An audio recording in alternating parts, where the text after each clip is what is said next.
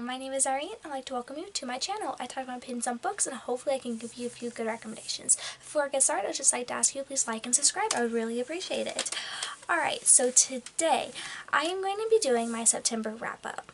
So for the good first part of this month, I did not read that many books. I think by day 17, I still did not finish one book because I was reading a big book. So most of the rest of the books are small because I finished them in the last portion of the month and I wanted to get through a bunch of small things. So that is what happened. I also had to read a lot for school, so that was a thing too. But I'm just going to start it on my 3 stars and go up to my 5 stars. So first off, for one of my least favorite 3 stars was Sea of Monsters.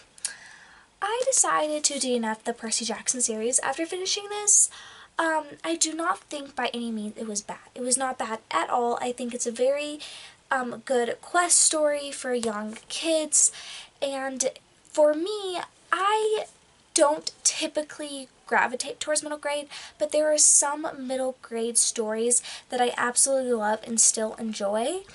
And I think that maybe I'm just not nostalgic enough for this because I have not recently read a middle grade for the first time and enjoyed it. So I think that to enjoy middle grade, there has to be a nostalgic feel for it for me. And I did not enjoy this one that much.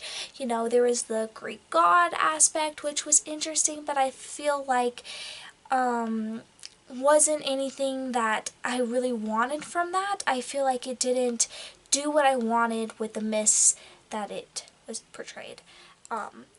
And I didn't really care that much for the characters, and a lot of the things that happened seemed a bit silly, but it is middle grade, so that's nothing wrong with that. The author did perfectly fine for what he was going for, but for me, it just wasn't it, and I realized I am not going to enjoy this series, which is too bad, but I will keep it, just because it was a gift at one point. Next, I'm going to talk about Silver in the Wood.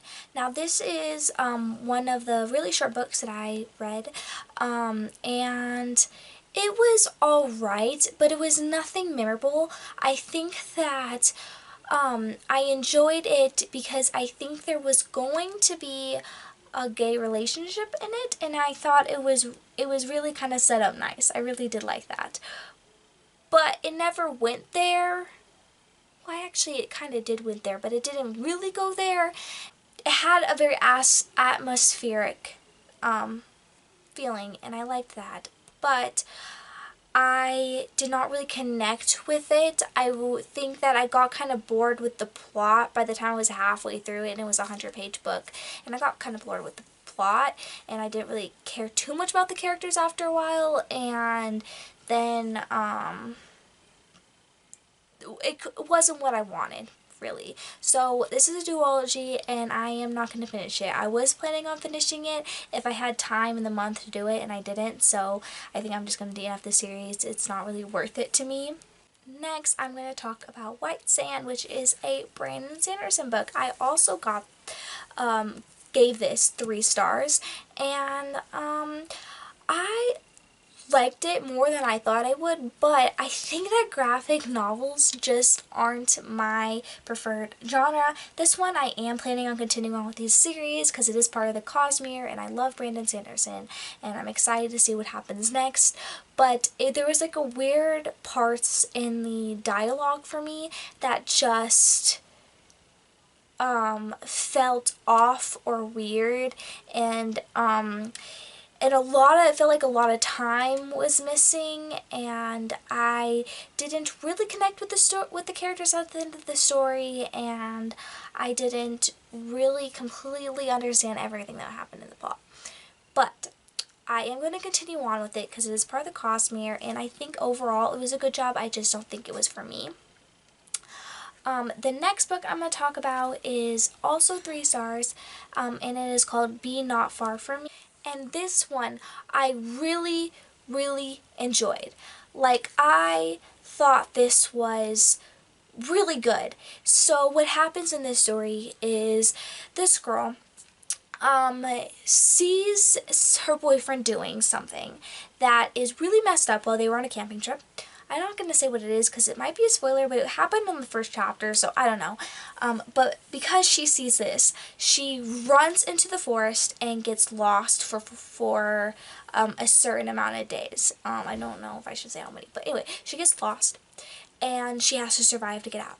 I love survival stories, and I love watching someone run away and then like try to survive. I love that, and it was so entertaining, and getting through it was just like I just wanted to keep knowing what was going to happen next. Like, it was so easy to get through. But I did not like the ending. It felt very unsatisfying for me. So I did not really enjoy that part of the book, and it really brought it down for me because I could have given it 5 stars if it ended in a better way, but it did not. So I'm giving it 3. It just felt like there were only ever consequences for her, and the only bad things happened to her, and there was only, she never, I mean, I don't think all books should end happy, but I feel like there should be some kind of good ending, like some sort of like, and it kind of did something, but it wasn't enough. And I feel like everything in this book wasn't enough. I wanted to go a step further. I wanted it to be a little bit more crazy, or a little bit something more, So at the end it fell short, but I really did enjoy it, and if you want a fast read, I would definitely go for this one. Next, I'm going to talk about 1984. This book gave 5 stars, so really there is no in between. They're just kind of like books that I wasn't really into, and then great books. 1984 was amazing. So basically, it was written in, I think, 1940 something, and it was a dystopian book of these people taking over and watching these people all the time, and it was kind of like a government control, complete control type of thing, and this person kind of like realizing that they didn't really like it. And I loved it. I thought it was so good. I think I really like George Orwell's writing because it is very easy to get into, and everything did it on a twist, because it's not like a typical dystopian you would read now. It's like, it did like the typical thing of the government just screwing everyone over and then someone trying to fight against it, but it did it in a way so it was kind of a lesson for us, and I thought that was amazing, and I definitely gave it 5 stars. Next, I'm going to talk about Edge Dancer and Words of Radiance. So, Words of Radiance. I absolutely loved this book. I loved Shallan. I loved Kaladin. Adolin became very interesting to me in this one, when before I wasn't as interested in him. And then Dalinar I really liked, especially in the beginning. And there was a lot of good dialogue, a lot of character relationships that I loved. I loved so many of these characters' relationships that was happening, and I really enjoyed it, and I think that this is amazing. I think this is a great, great book. The world building is done so well. And everything like kind of exceeded my expectations. Like, everything was better than than I would have thought. I know Brandon Sanderson, I know he's a great author, but I was just like, everything was just elevated for me compared to other books. Like, this is good quality, and some other books I read just does not have like the personal, like the character development that this has. Like, this has such good character development and such personality to each of these characters. Like, you can really care about each person as an individual, because they're not just characters. They're not just a blank slate plate, they're not someone that you can put yourself in, you can relate to them, but then you get these backstories of them, and this one was more about Shallan and her and her horrible past and all of the things that she had to endure, and then a bunch of, this is more of a political one than the last, maybe, I think. But I am so excited to read Oathbringer, which I will be reading next month. I loved it. Next, I'm going to talk about Edge Dancer. Edge Dancer I also gave 5 stars. Now, it's not like on the level of the Stormlight art. Well, it is part of the Stormlight art crowd, but it's not on the level of like the big books. But he is so good at characters, Brandon Sanderson. He's so good with worlds. He's so good with magic systems. But he is so, like, so Lift was the main character, and Lift was a thief, and had this person or Sprin alongside, and they went out and all these like issues ensued, and I don't know how to explain without giving spoilers and stuff like that, but I loved Lift, and I'm pretty sure she's gonna become a big character.